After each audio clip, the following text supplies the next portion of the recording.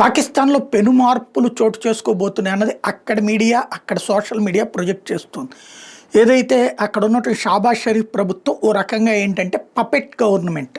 అంటే అక్కడ ఎవడు ప్రభుత్వం నడిపినా సైన్యం చేతుల్లోనే నడుస్తుంది. ముందు ప్రజాదరణ పొందినటువంటి ప్రధానమంత్రులు కూడా ఆ తర్వాత సైన్యం ఐఎస్ఐ చేతుల్లోకి కీలుబొమ్మలుగా మారతారు, లేదా వాళ్ళ దెబ్బకి వీళ్ళు బలవుతుంటారు.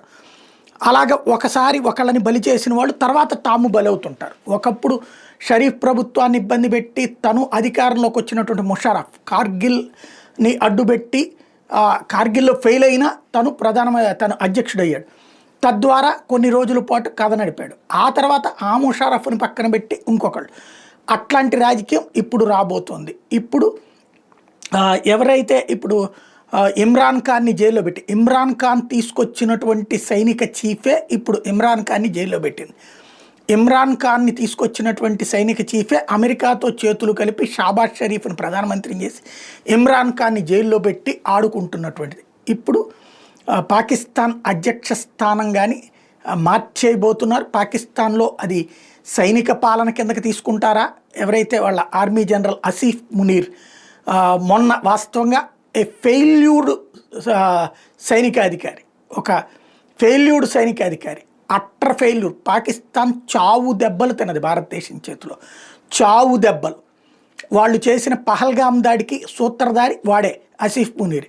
దానికి ప్రతిగా చితక బాధింది మన సైన్యం. వాళ్ళ తీవ్రవాద శిబిరాలు ధ్వంసం చేసాం, వాళ్ళ వాయుసేన స్థావరాలు ధ్వంసం చేసాం, సర్వనాశనం చేసి వదిలిపెట్టాం.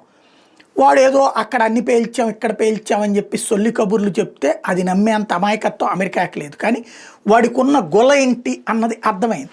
దాంతో పిలిచి భోజనం పెట్టినటువంటి ట్రంప్కి అక్కడ తన చేతిలో ఉండే పపెట్ కావాలి. ప్రజలకి మీద కంట్రోల్ చేయగలిగిన, సైన్యం మీద కంట్రోల్ కలిగినటువంటి వాళ్ళే కావాలి. సిరియాలో తీవ్రవాద ప్రభుత్వాన్ని ఎందుకు సమర్థిస్తుంది అది? ఆ దేశం మొత్తం మీద ఆ తీవ్రవాదులు నడుపుకుంటారు. ఇప్పుడు పాకిస్తాన్లో ఈ సైన్యమే ఓ తీవ్రవాదులు, వాళ్ళు నడుపుకుంటారు. కాబట్టి ఆసిఫ్ మునీర్ని అధ్యక్షుడిని చేయడానికి నో అబ్జెక్షన్ అని చెప్పినట్టున్నాడు. తాజాగా రేపో మాపో షాబాజ్ షరీఫ్ పారిపోవడమో లేదా జైలుకి వెళ్ళడమో జరుగుతుంది.